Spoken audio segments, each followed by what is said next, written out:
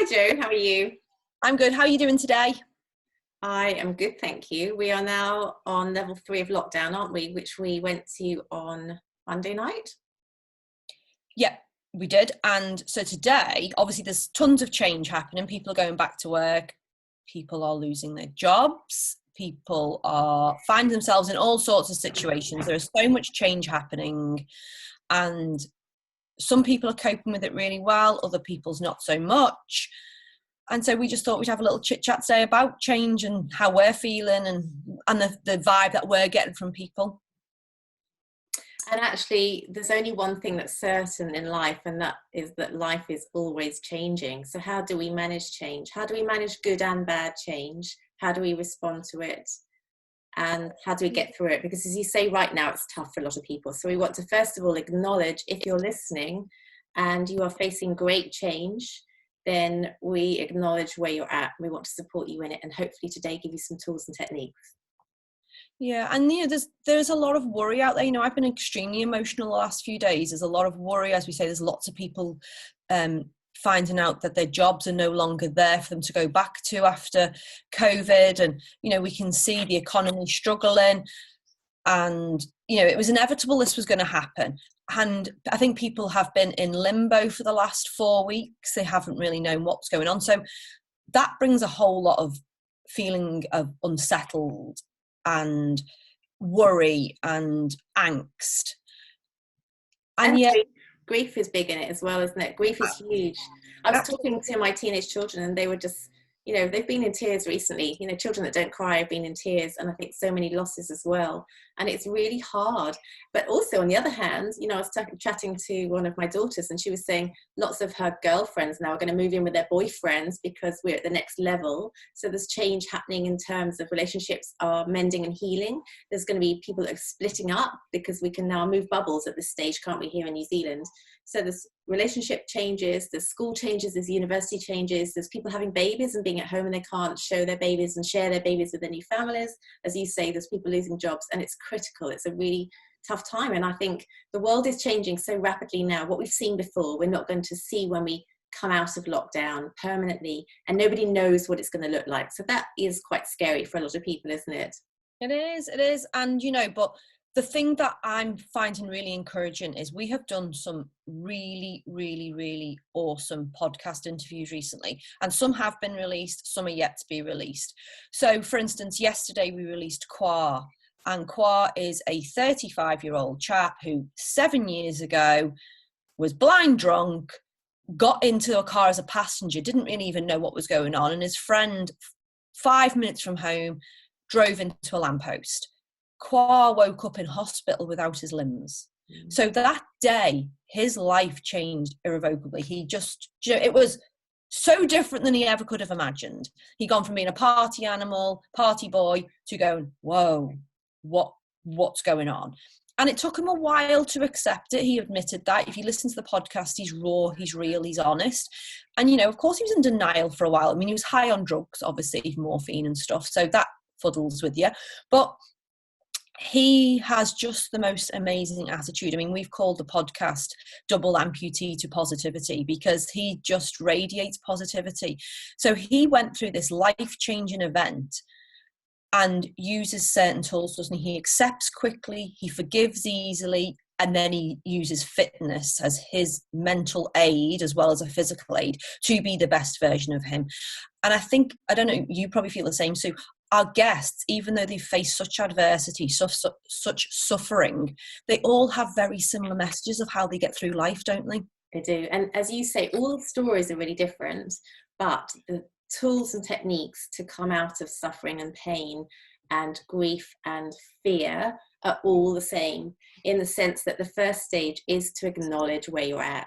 And in that stage where you acknowledge it, you look at your situation and you just accept it for what it is. But in that stage there, that is a period of grieving, and that's when you need to be kind to yourself. And so that very first stage, you need to be so gentle to yourself. And Ingo Lambrecht was talking about change as well, wasn't he? He was talking about lockdown and the implications on our psychological mental health. And he says, just be really gentle to yourself. Just be so kind. So in the first stage there, when shock hits, if you've lost a job, if you face sudden change, which is obviously very different from preparing yourself to start a new job, preparing yourself to have a baby when you don't have that time period to get used to it. Be really kind to yourself, be really gentle, and think about self-care. Joe and I are big into self-care. I love my hot baths with candles. I love my walks. I love just being outside in nature. What do you love, Joe, for self-care? Self-care for me is taking time to reflect, to be introspective. So definitely outside in nature is one of my biggest things. So I just said to my partner this morning, he's lost his job. And I said, there is hope in every day. I said, I go to watch the sunrise every day because the sun comes up and it gives me hope. It doesn't matter what's happened the night before, the sun still comes out the next day. And we've got another day to, make changes. We've got another day to have an opportunity to live. And there is so much uncertainty. And the only thing we can be certain of is uncertainty. So yeah, definitely going outside and being kind and being in nature really works for me. If I'm stuck in the four walls all day, it drives me a little bit potty. So that's definitely one of my things for self-care. Can I just read a quote out, because I'm a quote girl? And it says, the secret of change is to focus all your energy, not on fighting the old, but on building the new. And that was Socrates. And, and I think that's what a lot of people do. It's okay. That's what we definitely need to accept. But if we're so busy caught looking backwards, sometimes we can't see the beauty that's right there in front of us. We can't see the opportunities that are right there. We can't see that this is a time to heal, to grow, and to maybe make change in our life that maybe we should have made anyway. And it's like we talk about them labeling things as good and bad as well. And of course you have to have these certain labels, and we have to have the polarity to make something good or bad. But we've said this time and time again in our podcast, it's a repeated message. How many times do you hear somebody say, oh, I've just lost my job, it's the most awful thing that's happened to me. Yet 6 months later, they're flying high on life. They have found something, they might have remembered something that they enjoyed doing as a child, and they've turned their hobby into a passion, or they've turned their pain into a passion and purpose. And they're now doing something with their life that's different. And then all of a sudden, that thing that was labelled bad is now labelled good. It's the best thing that ever happened to them. So it's definitely a mindset thing, isn't it? It's so hard, though. It is totally, and I agree with everything you say. And, even if you're in a situation that's really tough, you can say to yourself, I know it will be okay, because I've been through situations before where I've, shown resilience, and I've been really courageous, and I know it will end up okay. But actually, at this very moment, I'm frightened. I mean, for your partner to lose a job, that's huge, isn't it? It's an enormous thing. And even you said to me yesterday, what if I now can't pay the rent? So immediately fear comes in. So our natural reaction is fear. So if you're in a fearful situation, that is also a very healthy response, because fear is designed to protect us. It's our fight or flight mechanism, isn't it? Where it says, am I in danger? Yes, I am. I've got to flee. Or no, I'm not. I can work through this. So your response yesterday was actually probably the same response as a lot of listeners. They're in fear because you can see down the line what the consequence might be. And we're all taught to be responsible for our behavior. So we're looking at our actions thinking, well, if this happens, then this and this and this might happen. But we've got to stop spiraling into that dangerous pathway where we look at fear as opposed to we can change it into opportunities. And I think the other way is catastrophizing. I used to be a real catastrophizer. Something used to happen and I used to predict my whole life ahead because of it. And I can see one of my children do that as well right now. But we've got to stay in a safe place. Yes, you can be afraid, but there's a time and a season to grieve, to be afraid, and then to come out and be positive. But your initial reaction was a very healthy one yesterday. You showed fear. Absolutely. And, all of every reaction we have is okay. And I think that's the main thing to know. It's how long you stay in that feeling. That's where the issues can come in. Like if you are totally terrified all the time, like, oh my goodness, I'm going to lose my house, I'm going to lose my house, I'm going to lose my house. Well, where are you putting your energy? You're putting it there on losing your house. Whereas, okay, it may happen. It may well happen. But by worrying about it and by losing every single moment of your life, worrying about it is not going to be helpful. We spend so much time worrying as humans. I'm pretty sure there's no other mammal on the planet that do what we do. We drive ourselves insane by worrying. And, you could worry and not lose your house. Well, you've just wasted a whole heap of time. Or you could worry and lose it. Well, you were going to lose it anyway, so you've still wasted all of that time worrying. All that we know is we have this moment here and now. And that's where gratitude and grounding comes in as such an amazing tool. Because if we can find things to be grateful for, it does help us through those really tough times. Like yesterday, I was really low. I've not felt very well. You know, we all have things. We've all got responsibilities. But find those moments to be grateful for. And then try not to stay in that negative mindset. It's that can be dangerous. It's dangerous for your mental health. It's dangerous. And then when it's dangerous for your mental health, it's actually dangerous for your physical health as well. And the key, I think, is how do you not stay in that space? Because one of the most helpful tools I was given when I had major change in my life, which was traumatic for me, was somebody saying to me, look at the things that you can control and look at the things you can't control. And then you realize that you have your power back. Because I think when change happens quickly, we feel very disempowered. Our power's taken away, our stability and security is gone, and therefore we're very disempowered. So if you can say, for example, if we take lockdown, we can't control lockdown, we can't control the spread of disease, the virus. What we can do is control the way we respond to it. We can control our environment that we're living in, whether we're in essential work or living at home. We can actually make that a safe, happy place to be in. So we can focus on the area where we've got control, feel empowered, and therefore we can create healthy decisions. If it's job losses, we can then go online and do research, searches for jobs. We can put our CV into place. We can be proactive as opposed to feeling paralyzed and a victim of our circumstances. But that, I think, comes after acceptance. First, we need to accept that change, have that time of nurturing, being gentle, being kind, self-care, and then go into, okay, what can I not control? I've lost my job. I can't control that.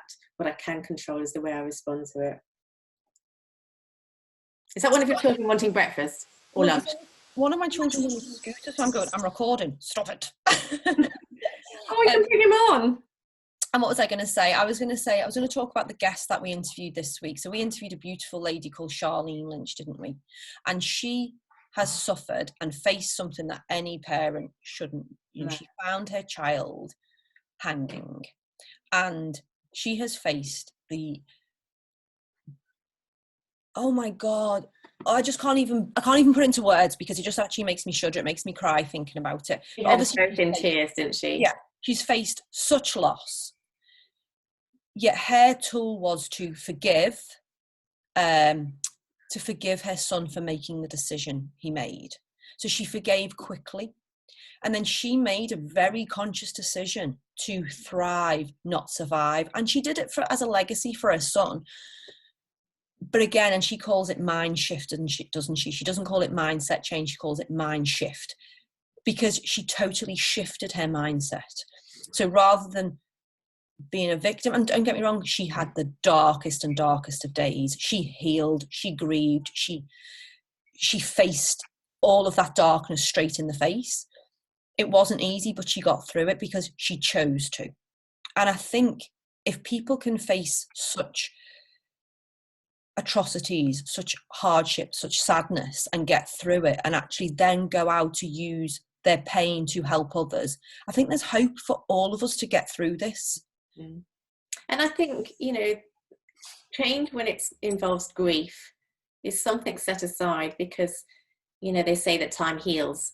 And, you know, my response is time does heal, but it also changes us. So my mother died when I was quite young, and there's never a day today where I don't miss my mother. Like, she's never seen my children. She's never witnessed her children grow up, being part of our lives, our adult lives. I didn't ever know her as an adult myself, never had those conversations. So the losses are still there, but the pain and the rawness of the grief does go. And you can then celebrate who she was, and you can celebrate who you've become because she's not in your life. So it's a way of re-looking at circumstances. So as you say yesterday, incredible podcast guest.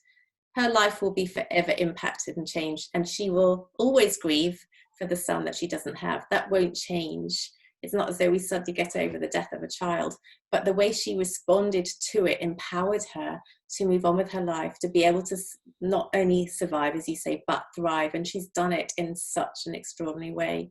life is full of its highs and lows. There's constant change. And even my youngest daughter was saying last night when she went to bed, do you realize, Mummy, I'm going to be 16 and there's not a single cell in my body that was there when I was born. Everything in my body is regenerated. So, you know, we're changing all the time, aren't we? Our physical beings, our bodies are constantly evolving and changing. And she said, you know, all the cells in her kidney, heart, they're all different. Not amazing, the same. They're constantly changing. Yeah. And I think, you know, as we say, there's a lot of uncertainty out there. There's a lot of things happening. But as there are every day in the world normally, it just is very, very heightened at the minute because there's so much hype about COVID-19. The world doesn't know what's going to go on. The world will not look the same again when we come out of this. We are not bouncing back. That is not going to happen. And there's going to be a lot of things that are different. And there's probably a lot of things that needed to be different as well. But the only thing that I know human spirit, and you and I are in the business of working with people because we love people and we're so interested in how they work. That's what our podcast is made on. And I know human spirit is unbreakable and people are capable of so much more than what they give themselves credit for. They have got grit, they have got determination, they have got strength. So for everybody who's listening, you have all of that within you, and you are special, you are worthy, you are unbelievable, you are unique, you are exquisite. We like that word. And, you know, you are worth it. You are on this planet. You are worthwhile. You have got so much to give. Dig deep and learn and use this opportunity. And the other thing I'd like to add is that we've had recently some extraordinary men come onto our podcast who've shared extraordinary experiences of loss and tragedy and trauma. And they have all said the same thing, that men don't talk, men don't communicate, men don't connect. And they were very lonely in that journey of healing. They went to therapists, psychologists, psychiatrists, but it didn't do for them what they needed. And it was only when they got together with other men, they got in men friendship sets, men's healing groups, and talked about their feelings and were honest with each other, that they felt empowered to also tell a story. That was when their healing began. And Joe and I were saying, women are very good at it. We chat the whole time without generalizing, but I am generalizing. Men are not so good. And the message to men is, do connect with other men. And even we said yesterday on the podcast with another extraordinary chap, if you feel as though you're not in a situation where you're facing adversity and conflict, loss of jobs, pain, change right now, be around for your male friends that are. When you hear somebody's lost a job, when you hear that somebody's had a broken marriage, go out of your comfort zone. Don't think they won't want to hear from you. Take them out for a beer, hang out with them, go and meet with them, send them an email. If you're in lockdown, constantly be on their whatever. What would you be on? Yeah, like this kind of, you know, talk. That's the word I'm looking for. Be on their case. Pick up the phone and talk to them, because that's what people don't do. They're so good at texting, or not. Men are so good at just burying their head in the sand as well at times. You connect, open up, be there, connect, reach out, say, hey, how you doing? And sometimes people don't want to put pour their heart out, but sometimes you just want to have a chat and actually maybe a bit of a laugh, or just talk about everyday occurrences. And that can help, can't it, rather than having to go into the deeper meaningfuls. Yeah, just constantly pester, say that you're there the whole time. And to those listeners that want support in areas of depression, anxiety, self-harm, we've got lots of talks that are live. We've got lots of talks that are on Spotify, iTunes, YouTube, you name it, it's all out there. Go onto our Facebook page and you can find out what's happening. That's where all the information is. It's Pods with Posh and Pool. If you like our page, you will see our blog, you'll see upcoming podcasts, you'll see previous recordings, you'll see all our YouTube recordings.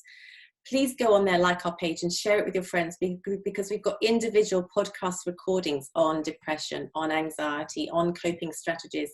So you can go and find those if you want more support. Yeah. So that's where we are today, isn't it? So, yeah. But I'm going to keep myself safe. I'm going to keep doing nice things for myself to try and get me through. And I'm not going to let my brain go into that crazy overdrive and spiral into the future, like what you say. We're not going to catastrophize. Did I even say that right then? I don't think I did. I think I got all the letters in the wrong way, but never mind. No, we're just, I'm just going to take each day as it comes, because I'm not I've taught myself not to worry about the future. So I'm just going to stay here in the now. And do some lovely self-care. And if you're a listener and you feel that actually after this podcast, you cannot cope, go and find a support line. Don't feel isolated. There's lots of support numbers online. Connect with somebody, seek support. Don't feel alone, because there's a lot of help out there. Find a number online. Yeah, and we'll leave you that, and we'll probably see you tomorrow. Oh, you want me to end the recording? That's why you're waiting for me, isn't it? I just suddenly realised I have to end the recording. I thought we were live on Facebook. We're not. Love, light and peace.